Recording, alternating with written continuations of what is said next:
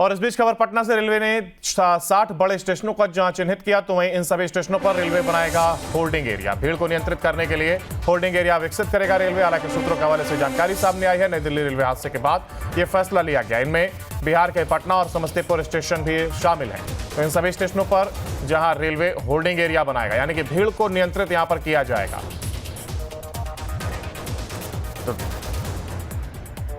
तो नई दिल्ली रेलवे हादसे के बाद यह फैसला लिया गया है। ये तस्वीरें आप देख रहे हैं जहां पर रेलवे ने 60 बड़े स्टेशनों को चिन्हित किया है। सूत्रों के हवाले से जानकारी, इन सभी स्टेशनों पर रेलवे होल्डिंग एरिया बनाएगा और यानी भीड़ को नियंत्रित करने के लिए होल्डिंग एरिया को बनाया जाता है। और यही वजह है कि यहां पर रेलवे की ओर से भी होल्डिंग एरिया बनाया जाएगा। और ये फैसला, हालांकि सूत्रों के हवाले से भी ये खबर सामने आई है, भीड़ को देखते हुए फैसला लिया गया। ज्यादा जानकारी के लिए हमारे साथ हमारे संवाददाता उत्कर्ष हमारे साथ जुड़ गए। उत्कर्ष, देखिए लगातार हम देख रहे हैं कि वीकेंड खास तौर पर होता है तो एक भीड़ देखने को मिलती है। अभी जो तस्वीरें स्क्रीन पर नजर आ रही हैं, इसमें साफ तौर पर एक भीड़ नजर आ रही है। पटना के साथ साथ समस्तीपुर और अगर हम और स्टेशनों की भी बात करें तो कमोबेश स्थिति कुछ ऐसी ही नजर आ रही है। यही वजह है कि क्या होल्डिंग एरिया बनाने का यह फैसला लिया गया और किस तरीके से अब इसको लेकर के प्रशासन काम करता हुआ नजर आएगा?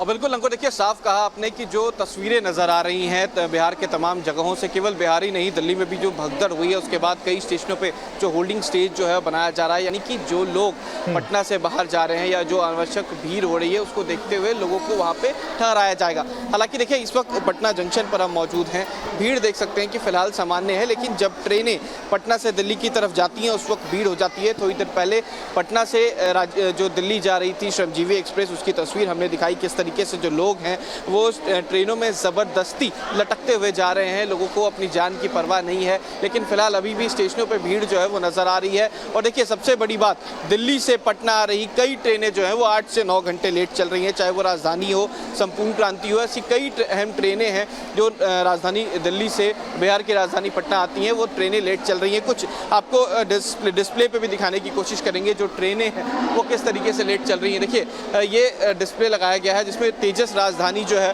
वो 13:01 पे आने का संभावना जो है वो बताई जा रही है, यानी करीब 8 घंटे लेट जो है वो तेजस राजधानी है। इसके अलावा संपूर्ण क्रांति 8.5 घंटे लेट चल रही है।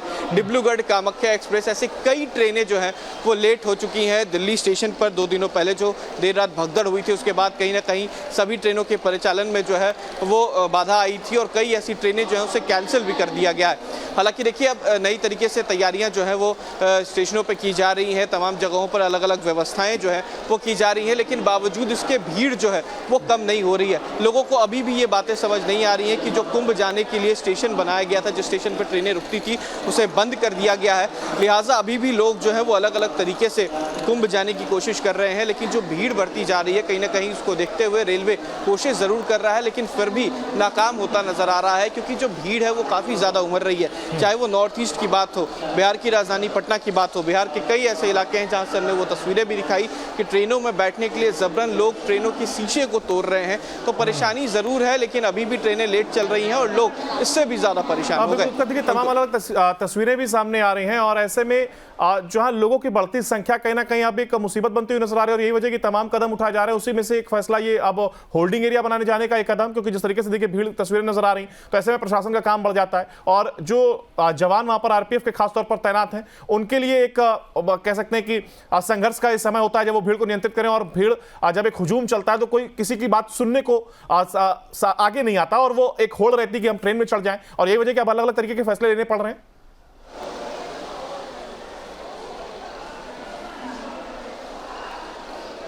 बिल्कुल, देखिए साफ तौर पर भीड़ की ना कोई दशा होती है ना दिशा होती है। अब ऐसे में अगर भीड़ बेकाबू हो जाए तो परेशानी ज़रूर होती है, लिहाजा एक अलग से होल्डिंग एरिया ज़रूर बनाया जा रहा है। देश के 60 ऐसे स्टेशन हैं वहाँ पे इसे चिन्हित किया गया है, जिसमें बिहार का पटना और समस्तीपुर, ये 2 ऐसे स्टेशन हैं जहाँ पे भीड़ सबसे ज़्यादा हो रही है। इस वजह से वहाँ पर होल्डिंग एरिया जो है बनाया जा रहा है ताकि लोगों को सुविधा हो। इसके अलावा कई ऐसे स्टेशन भी हैं जहाँ पर जो प्लेटफॉर्म टिकट्स हैं उसे बंद कर दिया गया है, चाहे वो दिल्ली स्टेशन हो, इसके अलावा कई ऐसे स्टेशन हैं। लेकिन फिलहाल अगर पटना की स्थिति की बात की जाए तो अभी स्थिति सामान्य है, लेकिन देर शाम जब पटना से दिल्ली के लिए ट्रेनें रवाना होती हैं उस वक्त भीड़ काफ़ी ज़्यादा हो जाती है। स्टेशन पर जो टीटी हैं वो भी तमाम चीज़ों को देख रहे हैं। आरपीएफ की तैनाती जो है वो की गई है ताकि इस तरीके की कोई हताहत की खबर ना सामने आए। जो दिल्ली स्टेशन से तस्वीरें नजर आई थी, देखिए स्टेशनों पे अभी भी लोग जो है बैठे हुए हैं, अपनी बारी का इंतजार कर रहे हैं कि उनकी ट्रेनें आए चढ़ें, लेकिन लिहाजा जो ट्रेन दिल्ली से दूर जाने वाली हैं, जो पटना होकर जाती हैं, वो ट्रेनें 8 घंटे से ज़्यादा लेट हैं। दिल्ली से देरी से चलने की वजह से ये ट्रेनें जो हैं वो लेट हो गई हैं, लोगों को परेशानी हो रही है।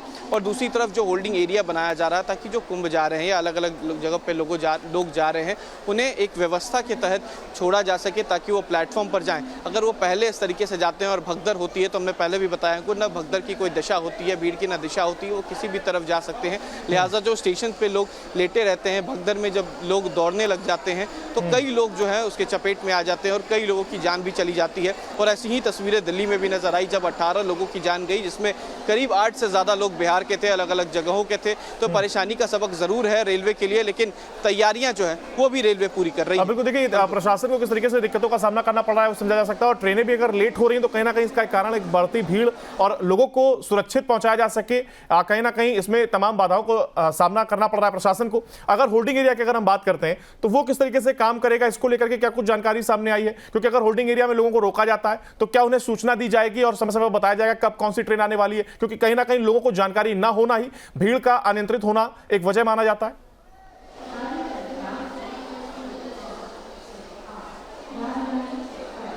बिल्कुल, देखिए होल्डिंग एरिया जो है नई इनिशिएटिव जो है वो इस वक्त सेंट्रल गवर्नमेंट की यानी कि रेल प्रबंधक के द्वारा की जा रही है। जैसे 60 स्टेशनों पे जहाँ पे सबसे ज़्यादा भीड़ है वहाँ पर ये जो होल्डिंग एरिया है वो बनाए जाएंगे, जहाँ पे अलग अलग जगहों से जो लोग यात्री जो खासकर स्टेशन पर आते हैं उन्हें पहले रोका जाएगा, उनके टिकट को देखा जाएगा। अनावश्यक जिनके पास टिकट नहीं है उन्हें स्टेशन पर नहीं रहने दिया जाएगा, और जिनके पास टिकट हैं और जिनकी ट्रेन है उनको अलग अलग जगहों पर बैठाया जाएगा ताकि उनकी ट्रेन आने से पहले उन्हें स्टेशन पर जाने दिया जाए। अनावश्यक अगर लोग स्टेशन पर जाते हैं, प्लेटफॉर्म पे भीड़ होती है, तो उससे खासा परेशानी आम लोगों को हो जाएगी। क्योंकि अगर भगदड़ जैसी स्थिति होती है तो एक बार तस्वीरें हमने देख ली है, जो तस्वीरें दिल्ली स्टेशन से आई थी, और दूसरी बार अगर इसी तरीके की तस्वीर आती है तो कहीं ना कहीं परेशानी का सबक है और कहीं ना कहीं लोगों की जान भी जाती है। तो ये तरीका जो है वो अब अपनाया गया और खासकर रेल मंत्रालय द्वारा इसको लेकर अधिसूचना भी जारी की गई है। 60 ऐसे स्टेशन हैं जिसमें बताया जा रहा है कि राजधानी पटना और साथ ही साथ समस्तीपुर, ये 2 ऐसे स्टेशन है बिहार के जहाँ पे सबसे ज़्यादा कुंभ को लेकर भीड़ हो रही है।